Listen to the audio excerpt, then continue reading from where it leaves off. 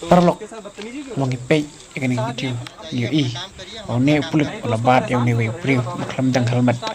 pat kejebab pa yo nang newe priu uang angton kam kerki onech hospital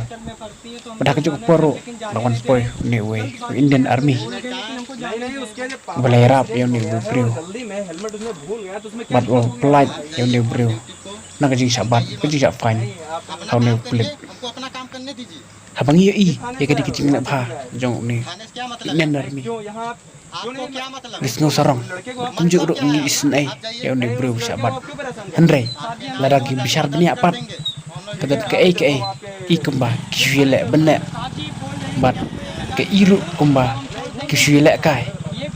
dan ni lah dan lupa dak tak break plan dan ni ke scripted video nomor apa ke page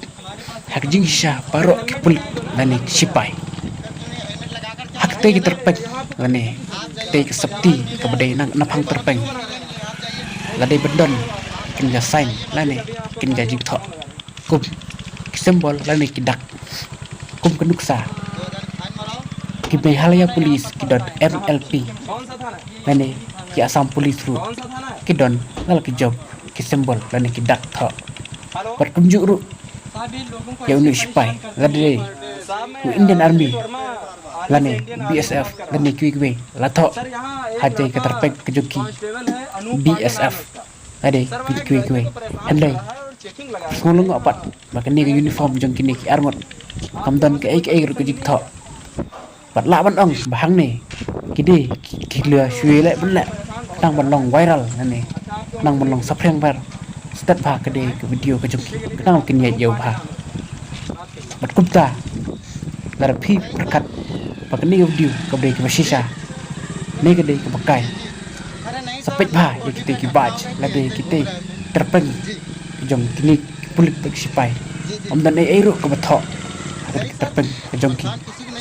haba play ikan ni video kene ke video kalong ka be yo bha hagaba tang hapo sausngi kalpoi hadu 1 million tam lane sab huai lak pat kene ka la bandong ka ba ki breu ki share pat ki perkhat bak ne kalong pasisha andre ada bishar bha kini ki jingle ki jongki kidai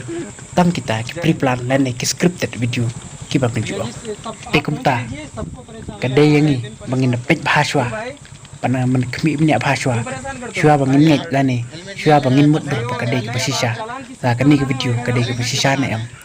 तंग की नहीं खुलेश वीडियो बनाओ